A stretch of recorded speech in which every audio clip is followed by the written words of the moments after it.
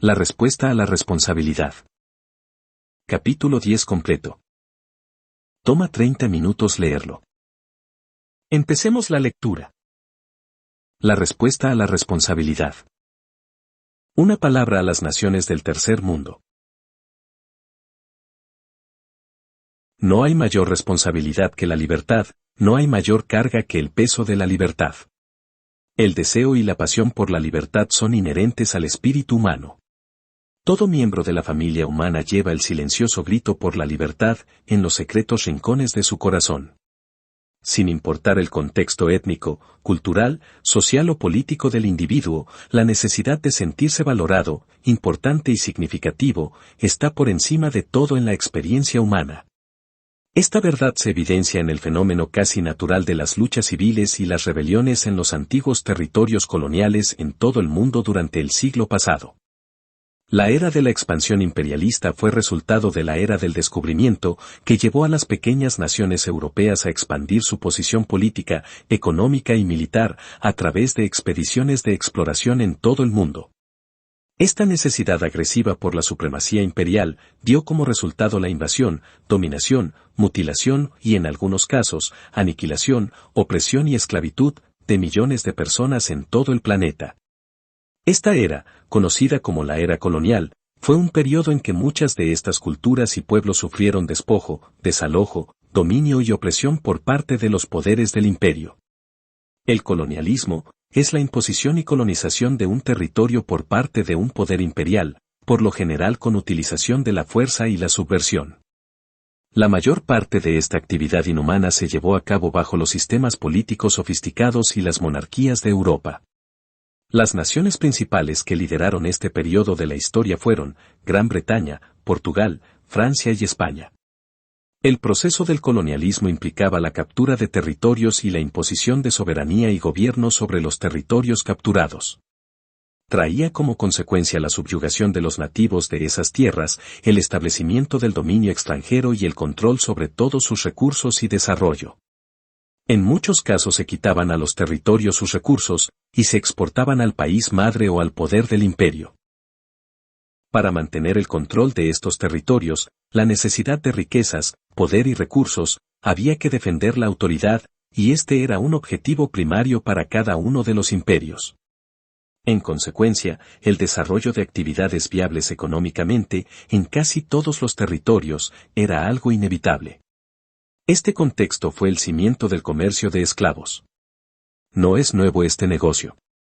En los días de los faraones, ya existía.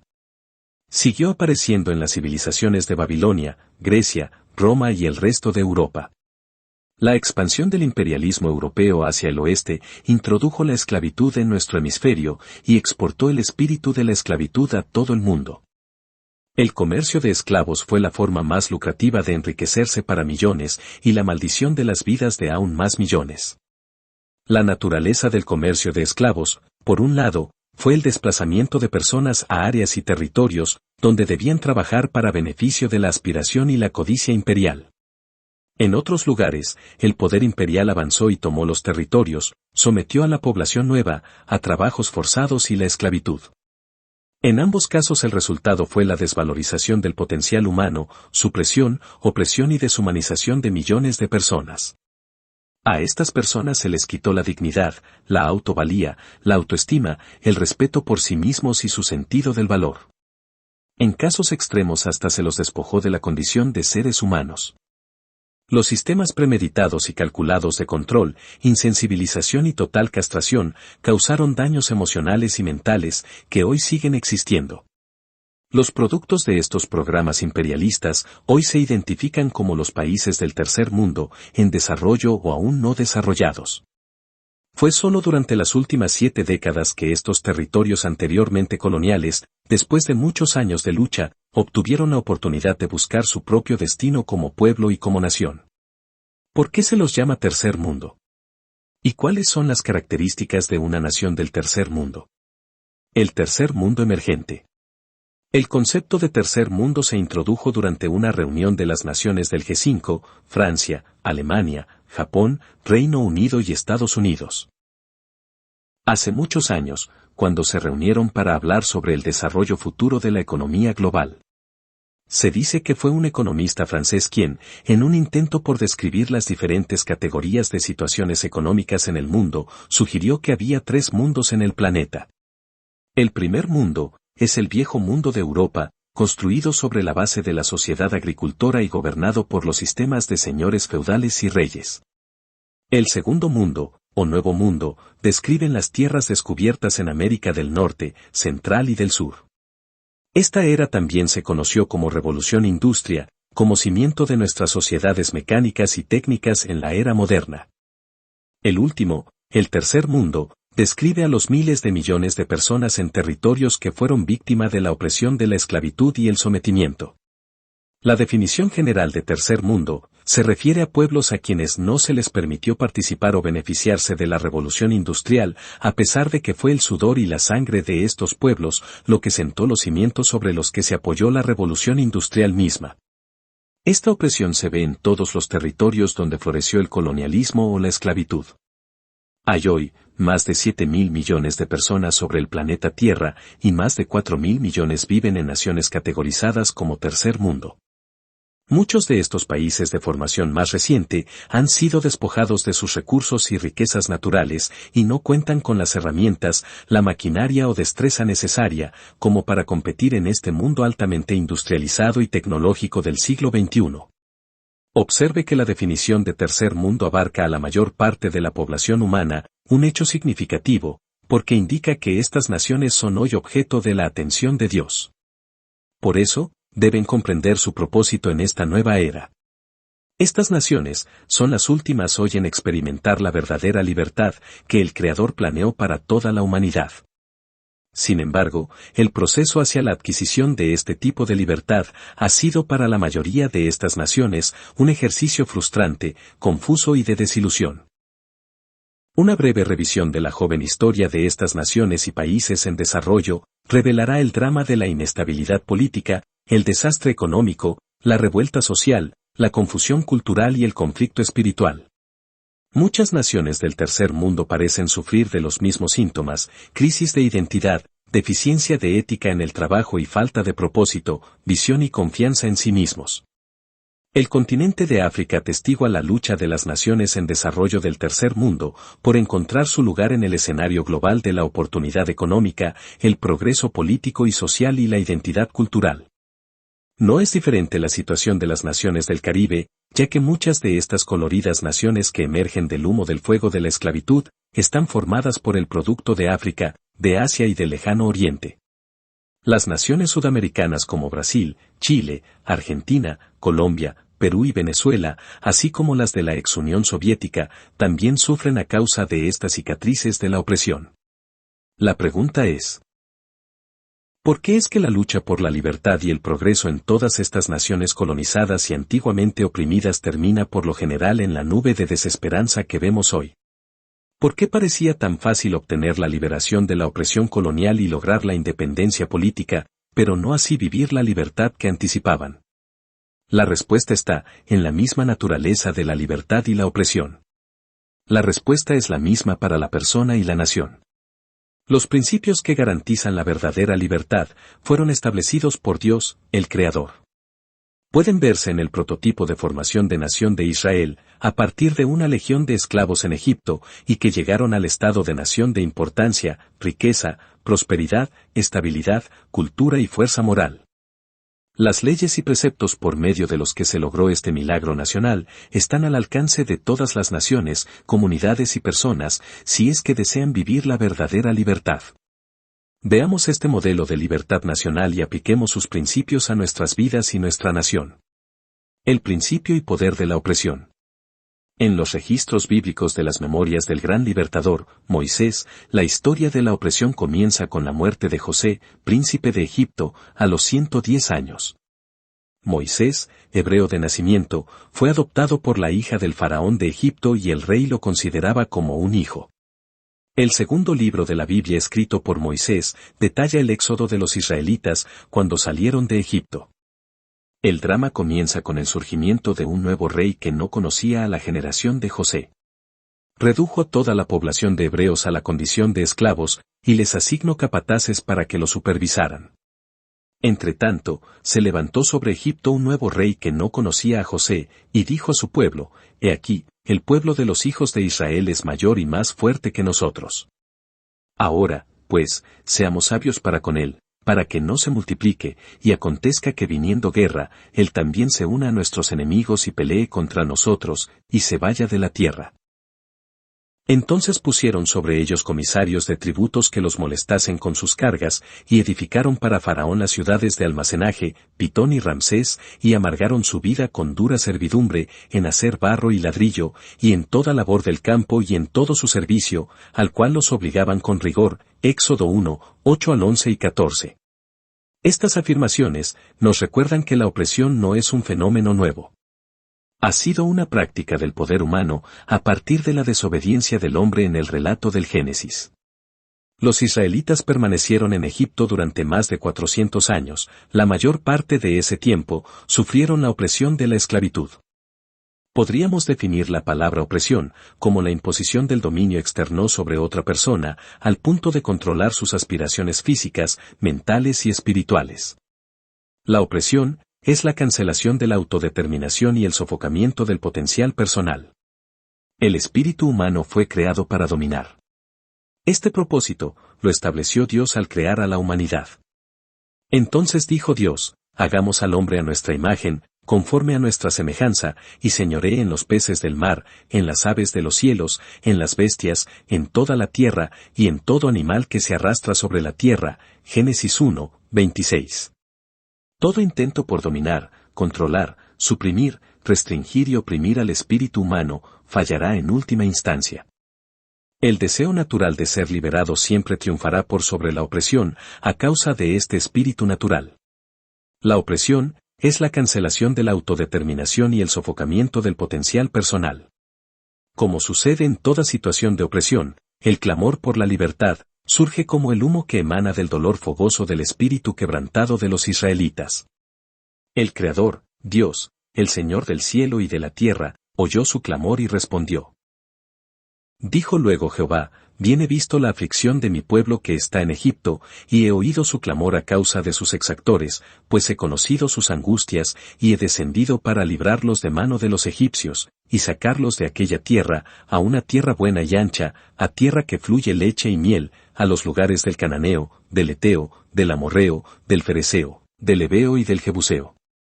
Ven, por tanto, ahora, y te enviaré a Faraón, para que saques de Egipto a mi pueblo, los hijos de Israel. Éxodo 3, 7 y 8.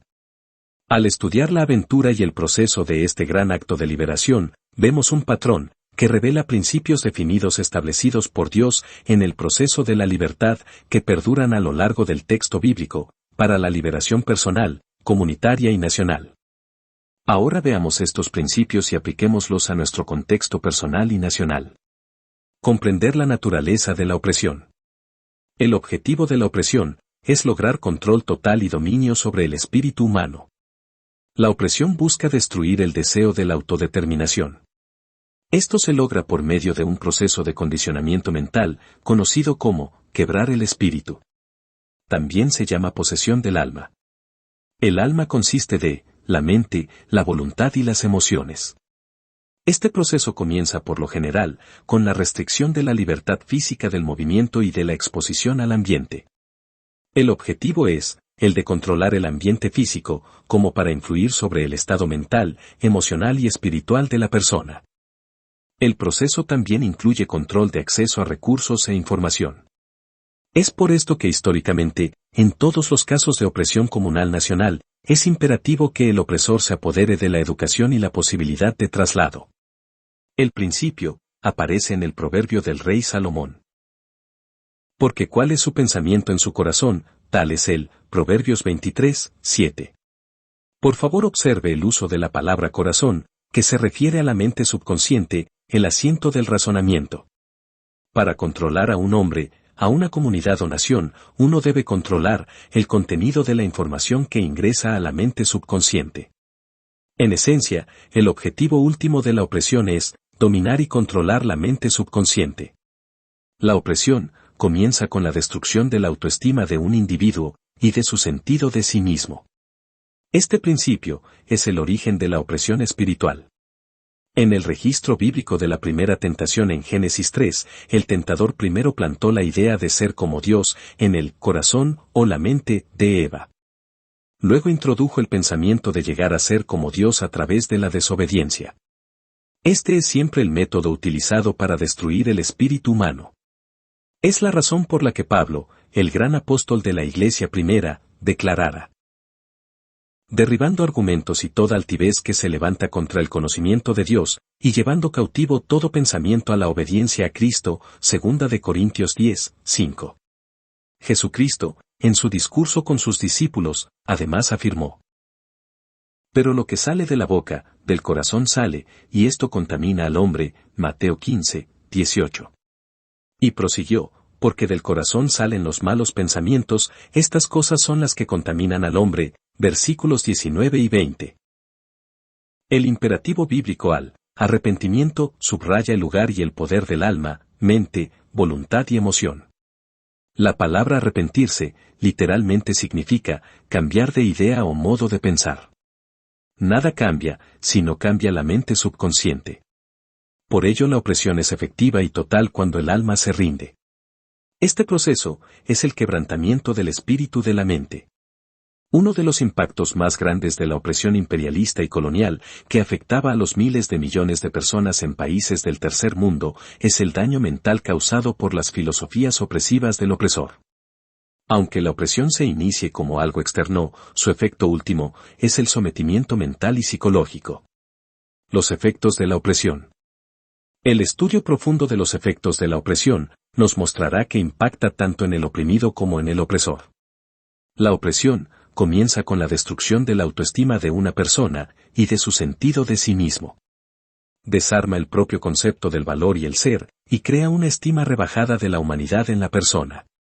La opresión lleva a la disolución del sentido de propósito y significado en la vida, reforzado por un espíritu de desesperanza. Al dudar de sí mismos y al deprimirse, los oprimidos se inmovilizan y llegan a detestarse a sí mismos, sufriendo complejo de inferioridad, temor y veneración del opresor. Los efectos, además, se ven aumentados por el ambiente de trabajos forzados, lo que crea actitudes negativas hacia el trabajo, la iniciativa personal, la automotivación y el sentido de orgullo personal por los logros que resultan del esfuerzo. La atmósfera, que rodea al estilo de vida controlado por el opresor, los horarios estrictos para cada actividad, todo esto destruye el espíritu de creatividad, el pensamiento constructivo, la capacidad de planificar a largo plazo y la esperanza de un futuro para la persona y su familia. El costo en la estructura social de la familia es quizá el impacto negativo más importante. En muchos casos las personas son separadas de su familia y de su comunidad, lo cual destruye el sentido de pertenencia, historia, herencia e importancia ante una comunidad humana. Muchos pueblos anteriormente oprimidos siguen sufriendo durante décadas los efectos de este componente del sistema de la opresión. En muchas comunidades se ha destruido la estructura familiar, y el concepto de familia ideal no existe. En el Caribe, en África y Sudamérica, esto causa muchos de los problemas sociales de hoy. Las condiciones de los hijos oprimidos en Egipto, la separación de Moisés de sus padres y su subsiguiente adopción por parte de la hija del faraón, evidencian el impacto que la opresión puede tener en la estructura de la familia como núcleo social. La desorientación psicológica, que resulta del quiebre de la unidad familiar a través de la esclavitud y la opresión, rompe el tejido social y cultural que se necesita para asimilarla saludablemente en una comunidad más grande. La opresión también obliga al quiebre del rol patriarcal de proveedor de la familia. Esto causa un sentido de vergüenza e ineptitud entre los hombres, dentro del tejido de la unidad familiar, y da lugar a un liderazgo disfuncional. En muchos casos el rol tradicional del hombre, como proveedor y protector de su familia es destruido, y da lugar a un espíritu de fracaso, depresión, frustración y desesperanza. Lo cual lleva a la ira y la amargura suprimida, que se manifiesta de manera violenta muchas veces, incluyendo conducta antisocial, relaciones familiares disfuncionales y abuso doméstico. La opresión produce un profundo espíritu de dependencia y falta de confianza en sí mismo. La opresión puede convertirse en un hábito, en un estilo de vida. De hecho, la opresión puede llegar a ser una norma entre los oprimidos, al punto de que todo intento por derribar la condición de oprimidos pueda parecer una amenaza a la seguridad. Es una paradoja, pero la historia presenta amplia evidencia de esta cruel realidad. La opresión produce un profundo espíritu de dependencia, falta de confianza en sí mismo. En el caso de los hijos de Israel, cuando Moisés les habló de la posibilidad de liberación, les tomó un tiempo convencerse para llegar a estar de acuerdo. Y encontrando a Moisés y a Aarón, que estaban a la vista de ellos cuando salían de la presencia de Faraón, les dijeron: «Mire Jehová sobre vosotros, y juzgue, pues nos habéis hecho abominables delante de Faraón y de sus siervos, poniéndoles la espada en la mano para que nos maten». Éxodo 5, 20 y 21. Moisés se quejó ante el Señor por esto, diciendo: «He aquí, los hijos de Israel no me escuchan, ¿cómo, pues, me escuchará Faraón, siendo yo torpe de labios?» Éxodo 6, 12. La opresión puede ser algo tan potente en la mente y la vida del oprimido, que necesita ser convencido respecto de la posibilidad de la libertad. No hay palabras más fuertes que demuestren el enorme poder de la opresión sobre el espíritu humano, que las pronunciadas por los israelitas después de ser liberados de Egipto.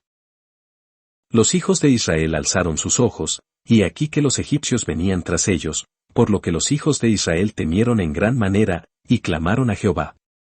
Y dijeron a Moisés: ¿No había sepulcros en Egipto, que nos has sacado para que muramos en el desierto?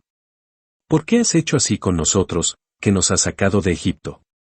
¿No es esto lo que te hablamos en Egipto, diciendo: déjanos servir a los egipcios? Porque mejor nos fuera servir a los egipcios, que morir nosotros en el desierto. Éxodo 14, 10 al 12. Es irónico que después de años de clamar por la libertad, cuando llegó la oportunidad de ser libres, desearan la esclavitud y la opresión por sobre la posibilidad de obtenerla. Tanto el opresor como el oprimido necesitan liberación, antes que ambos puedan aceptar y vivir la libertad verdadera. El efecto final de la opresión sobre el oprimido es el espíritu de inmediata gratificación a toda costa. El oprimido ve las cosas materiales como símbolo de poder, libertad e igualdad. Esto proviene de haber estado controlado por el opresor. Sucede cuando se ponen restricciones y limitaciones en la obtención de cosas materiales. Resulta de la perspectiva de no tener futuro si no es designado por el opresor. En esencia, los parámetros y estilo de vida del opresor llegan a ser la medida de la libertad y el valor personal de oprimido. Como resultado, el oprimido comienza a ver la obtención de los símbolos de estatus del opresor, como objetivo principal en su deseo por lograr la libertad personal. El resultado de estos efectos es que cuando el oprimido tiene la oportunidad de concretar su deseo de libertad, la pasión por las posesiones materiales es lo que más le preocupa. Esta búsqueda del materialismo se vuelve una fuerza enormemente potente que hace que sacrifiquen la planificación permanente del progreso en pos de la satisfacción temporaria e inmediata por medio de símbolos perecederos. En muchos países en desarrollo es esta una de las mayores causas de crimen y conducta antisocial. Las personas buscan los símbolos de estatus a expensas de la protección y el respeto mutuo. Esta es una señal de la mente oprimida. El efecto de la opresión en el opresor. Muchos de los que han sido víctimas de la opresión guardan profundo rencor, amargura, antagonismo y sospecha en contra de su ex opresor y los símbolos de la opresión. Sin embargo, la opresión no afecta solamente al oprimido. Es importante observar que el opresor también se ve oprimido, y que la causa de su opresión es la percepción, las actitudes y conceptos que ha desarrollado con respecto al oprimido.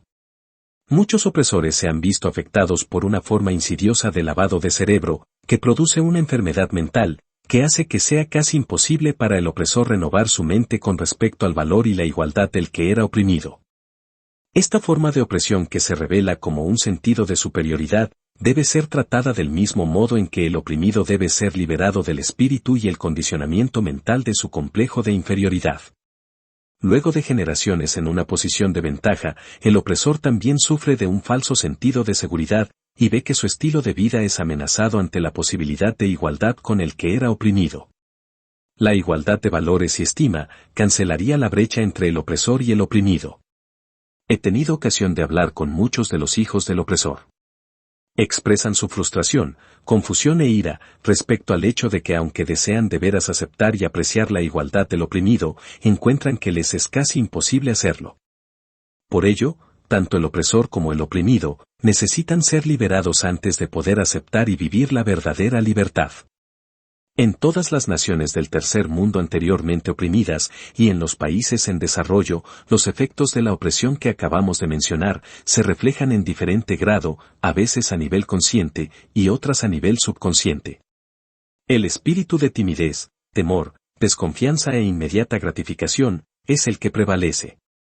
Comprender el proceso hacia la libertad. En las naciones del tercer mundo, la marcha hacia la libertad ha sido larga y muchas veces frustrada, con la consecuente desilusión sobre la naturaleza de la verdadera libertad. Un breve estudio del proceso establecido por Dios para la libertad de los hijos de Israel mostrará que la libertad no es tan simple como parece a primera vista. Veamos los principios del modelo bíblico de la libertad. Dios siempre nos promete libertad mientras estamos oprimidos o esclavizados. Dios siempre envía a un liberador para quitar la opresión física. El liberador no debe ser confundido con el luchador por la libertad. En la mayoría de los casos, no son la misma persona, como en el ejemplo de Moisés y Josué. Dios nunca lleva a los oprimidos directamente a la libertad. Más hizo Dios que el pueblo rodease por el camino del desierto del Mar Rojo. Y subieron los hijos de Israel de Egipto armados, Éxodo 13, 18. Dios siempre lidera al pueblo hacia la liberación. Esta es la etapa del Sinaí o del desierto. Dios siempre provee milagrosamente en la fase de liberación. Este es siempre un periodo de provisión y riqueza. Y Jehová dio gracia al pueblo delante de los egipcios, y les dieron cuanto pedían, así despojaron a los egipcios, Éxodo 12, 36. El propósito de la fase de liberación es el de proveer el entrenamiento mental y la transformación en la actitud del oprimido. El desierto es el aula donde nos graduamos para la libertad. Dios nunca llevará a un pueblo a la tierra de la libertad hasta haber borrado el recuerdo de Egipto de sus mentes. Todos los que salieron de Egipto murieron en el desierto, con la excepción de Josué y Caleb. Dios está dispuesto a esperar a la generación correcta para que vaya a la tierra de la verdadera libertad. Llevó a los hijos de los ex-esclavos a la tierra prometida. Dios siempre hace surgir a un nuevo líder, para llevar al pueblo hacia la libertad.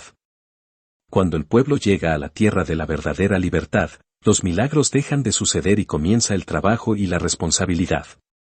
La libertad exige responsabilidad. Al otro día de la Pascua comieron del fruto de la tierra, los panes sin levadura, y en el mismo día espigas nuevas tostadas. Y el maná cesó el día siguiente, desde que comenzaron a comer del fruto de la tierra, y los hijos de Israel nunca más tuvieron maná, sino que comieron de los frutos de la tierra de Canaán aquel año, Josué 5, 11 y 12. En la libertad, debemos cultivar nuestra comida, coser nuestros vestidos y criar los animales que nos proveerán de alimento. En la libertad debemos pelear nuestras batallas, como en el ejemplo de Jericó, que fue tomada por Josué y los israelitas. Parábolas de nuestros días.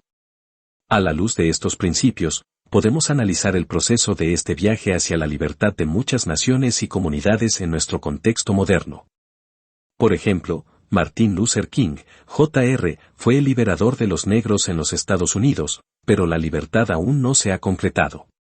Nelson Mandela fue el liberador de las víctimas del apartheid, pero el líder que los llevará a la verdadera libertad será otro. Es importante observar que el señor Mandela supo dejar el lugar libre para quien lo sucediera una vez conseguido su objetivo. Gandhi fue el liberador de los indios oprimidos por Gran Bretaña, pero no fue quien los llevó a la verdadera libertad. La lista continúa con muchas naciones en desarrollo en el Caribe y en África, Asia y Europa. La verdadera libertad impone más leyes. Exige más trabajo. Y requiere de más responsabilidad que la esclavitud. Cada uno de estos principios es necesario para la libertad personal, comunitaria y nacional. Todos ellos se aplican al viaje hacia la libertad espiritual del pecado por medio de la salvación y la madurez espiritual. ¿Qué es la verdadera libertad? No hay mayor peso que el de la libertad. La seguridad de la esclavitud y la opresión implica la ausencia de la responsabilidad. La comodidad de la opresión es la ausencia de la autodeterminación. El atractivo del sometimiento es el privilegio de la culpa. En esencia, la opresión es atractiva para el oprimido, porque permite que se responsabilice al opresor por la vida y las condiciones del oprimido. Hay muchos que temen más a la libertad que a la esclavitud y la opresión. Y para muchos, el clamor por la libertad termina en un murmullo de lamento. Así que, ¿qué queremos decir cuando pedimos libertad? ¿Qué es la verdadera libertad? Para muchos, la libertad es la ausencia de leyes, restricciones, trabajo y obligaciones. Se percibe como el abandono de la responsabilidad, el derecho de hacer lo que uno quiere, liberándose de los controles externos. Estos conceptos son erróneos, pero están peligrosamente insertados en un gran segmento de la población de nuestras naciones. Sin embargo, la verdadera libertad exige más y cuesta más que cualquier forma de esclavitud y opresión. La verdadera libertad impone más leyes, exige más trabajo y requiere de más responsabilidad que la esclavitud. La libertad exige que hagamos lo correcto, la verdadera libertad requiere de más control que la esclavitud. La palabra libertad deriva del mandato que Dios le dio a Adán de dominar y señorear la tierra. En esencia, se le ordenó a Adán que fuera libre para dominar el planeta para gloria de Dios. Por ello, la libertad implica permiso para dominar. La verdadera libertad es el derecho y la oportunidad de dominar la tierra por medio del don inherente que recibimos del Creador. La libertad no es la dominación de otro ser humano, sino de la tierra. La libertad es esencial a toda responsabilidad moral, y la responsabilidad moral es una de las instituciones en la mente humana. Sin embargo, la libertad exige responsabilidad, y podría definirse como responsabilidad. No existe libertad sin responsabilidad. La libertad es el derecho delegado, la liberación de autoridad para ser responsable de gobernar y administrar nuestra esfera de influencia asignada por medio de nuestro don natural en cumplimiento del propósito de Dios para nuestra vida. La verdadera libertad, por eso, nos hace responsables ante Dios, y ante Él, rendimos cuentas. La libertad es el derecho delegado por Dios a todo ser humano para dominar, gobernar y administrar la tierra, así que la libertad siempre estará encuadrada en la ley de la delegación. No hay libertad sin ley. La libertad no implica ausencia de trabajo ni de responsabilidad, sino la entrega de trabajo, la asignación de responsabilidad. La responsabilidad es el mayor indicador de la madurez, tanto espiritual como mental. La liberación es instantánea, pero la libertad es un proceso. Siempre debemos recordar que la liberación no llevará necesariamente a la libertad. La liberación no es lo mismo que la libertad. La liberación es liberarse del opresor, pero la libertad es librarse de la opresión. En esencia, es posible ser liberado y aún así, no ser libre. El único camino hacia la verdadera libertad es el autodescubrimiento en Dios, el Creador, por medio de su Hijo Jesucristo. La libertad no puede legislarlo, es resultado del conocimiento revelado de la propia estima y valor. Recuerde que el poder del opresor está en mantener la ignorancia. Jesucristo, al hablar de la verdadera libertad en Juan 8, dijo: Y conoceréis la verdad, y la verdad os hará libres, así que, si el Hijo os libertare, seréis verdaderamente libres. Juan 8, 32 horas y 36 minutos. Estas palabras implican claramente que la libertad es más cuestión de conocimiento y comprensión que de liberación física. Pablo dijo que un hombre solo puede ser transformado si renueva su mente, Romanos 12, 2. El liberado debe ser entrenado para la libertad. La mayoría de los cristianos son espíritus liberados con mentes oprimidas. La repentina libertad puede vencer al esclavo y hacer que quiera volver a la esclavitud. La libertad no debe confundirse con la independencia. El gran rey Salomón escribió unas palabras de sabiduría para nuestras naciones y vidas personales en Eclesiastés 10, 5 al 18. Un versículo de este pasaje dice: Ay de ti, tierra, cuando tu rey es muchacho, y tus príncipes banquetean de mañana. Versículo 16. Esto implica que cuando una persona anteriormente oprimida recibe repentinamente poder y autoridad, son pocas las posibilidades de un buen liderazgo. Muchas de las naciones en desarrollo sufren a partir de este principio, que denota que llevar una corona no significa que se haya cambiado la mentalidad. El cuerpo liberado no es garantía de mente libre. El único camino hacia la verdadera libertad es el autodescubrimiento en Dios, el Creador, por medio de su Hijo Jesucristo. Solo el fabricante conoce la verdad acerca del producto, y por eso, el único que conoce la verdad acerca de nosotros es Dios mismo. La libertad consiste en descubrir y aceptar nuestro verdadero ser, para llegar a ser todo aquello para lo cual nacimos. Luego de volver al Padre, se requiere de la transformación por medio del Hijo, y entonces debemos someternos a la obra del Espíritu Santo de Dios. Por medio de la palabra escrita, Él iniciará el proceso de renovación de nuestra mente, para que podamos aprender la verdad acerca de nosotros mismos y de nuestros prójimos. Solo la verdad os hará libres. Fin del capítulo 10. ¿Quieres que Jesús te ayude de hoy en adelante? Repite esta oración en voz alta. Padre Celestial. Yo reconozco que soy un pecador y que mi pecado me separa de ti. Hoy creo con mi corazón y confieso con mi boca que Jesús es el Hijo de Dios. Que Él murió por mí en la cruz, y que Dios el Padre lo resucitó de entre los muertos. Te pido perdón y me arrepiento de todos mis pecados. Nómbralos. Renuncio a todo pacto con el mundo, con la carne y con el diablo. Y hago un pacto nuevo contigo, Jesús, para amarte y servirte cada día de mi vida. Jesús, entra a mi corazón y cambia mi vida. Si hoy muriera, al abrir mis ojos, sé que estaré en tus brazos. Amén. El decir Jesucristo es tu Señor, significa que tú ahora estás haciendo a Jesús el amo o dueño de tu vida. Ahora lee tu Biblia diariamente y obedece lo que lees. ¿Qué debes leer? Sugerimos que comiences con el libro de San Juan y después lee el libro de Romanos. Lo que sea que decidas leer, asegúrate de leer todos los días. Dios nunca te abandonará.